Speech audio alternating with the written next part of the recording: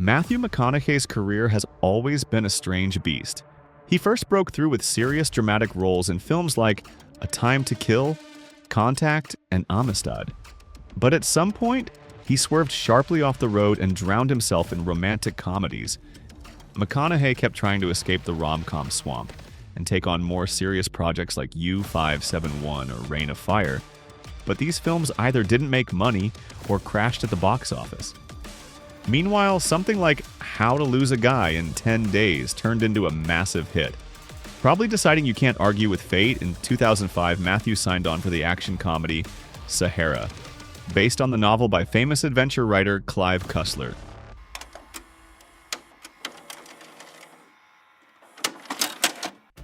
Sahara has a fascinating behind-the-scenes history. Hollywood studios had tried for years to buy the rights to Cussler's novels. But after the catastrophic failure of Raise the Titanic in the early 80s, Cussler publicly vowed never to sell screen rights again. Raise the Titanic became one of the biggest disasters of that decade. The insane production costs instantly destroyed the young studio ITC Entertainment. But unlike other expensive flops where no one understands where the money went, Raise the Titanic is pretty simple to explain. The story revolved around lifting the Titanic from the bottom of the ocean. Despite the obvious absurdity of the premise, the book itself became a huge literary hit, winning over a dozen awards. The model of the Titanic, built for the film, cost the studio $350,000. When they tried to place the model into a huge water reservoir built specifically for filming, it turned out the ship simply didn't fit. In other words, the Titanic couldn't peacefully float in a $3 million bathtub. Instead of building a smaller model and selling the first one to a museum, the filmmakers decided to build an even bigger reservoir. That alone devoured another $6 million. The film was an absolute disaster. With a budget of $37 million, it made only $7 at the box office. Adjusted for inflation, that's a $120 million budget, collapsing into about $20 million in ticket sales today.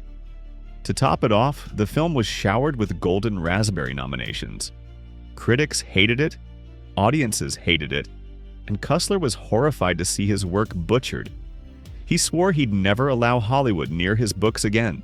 But in the early 2000s, billionaire Philip Anschutz offered Cussler $10 million for Sahara and promised him full creative control. Cussler couldn't say no, which became one of the film's biggest problems. The producers now had to argue with Cussler about absolutely everything. He even rejected Tom Cruise, who had expressed interest in starring, claiming Cruz was too small and would get lost in a sandstorm.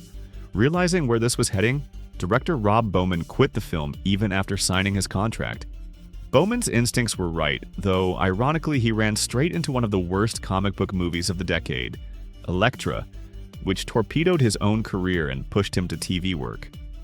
After Bowman's exit, Hugh Jackman, the actor Cussler wanted from the beginning, also walked away. Only after that did the role go to McConaughey. Penélope Cruz joined the cast soon after Matthew, though securing her for the film required a fight with Cussler, who wanted Salma Hayek instead. The producers finally convinced him by explaining that filming in Europe with a European actress would earn them tax benefits while Hayek wouldn't qualify. Hollywood quickly realized this production was turning into a swamp, and no major director wanted to step in. Every director the studio approached turned them down. Eventually, the job went to Breck Eisner, the son of Disney CEO Michael Eisner, whose resume consisted of a few TV episodes. In 2007, the Los Angeles Times obtained Sahara's internal cost ledgers, revealing what really happened on set and how money evaporated. What looked like a smart decision to shoot most of the film in Morocco turned into a financial nightmare.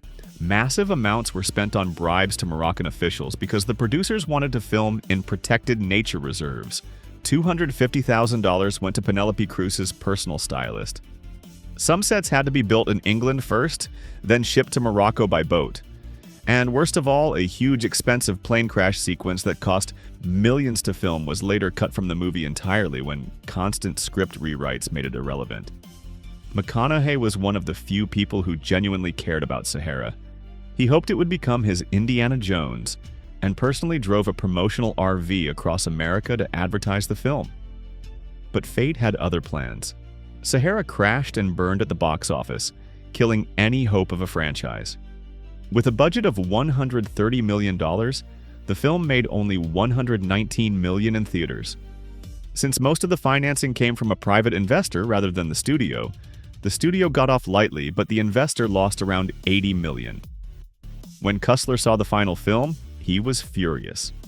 The leaked documents were connected to lawsuits Cussler filed, claiming that the dozen writers hired to rewrite his story had turned Sahara into something completely different. He insisted the producers deceived him and sabotaged his novel, transforming a great adventure story into a dumb comedy about idiots. McConaughey suffered the hardest hit of anyone involved. Studios stopped offering him serious roles. After another flop to be not Fool's Gold, which also came with a surprisingly large budget for a romantic adventure, McConaughey vanished from Hollywood for 3 years. He returned with The Lincoln Lawyer, which marked the beginning of his new career phase, entirely free from rom-coms. And by 2013, True Detective and Dallas Buyers Club pushed him back to the top. Ironically, just a few years later, his career began wobbling again, thanks to disasters like The Dark Tower and Serenity. Hopefully, Matthew finds his way back once more. That was Frameback. See you on the next Rewind.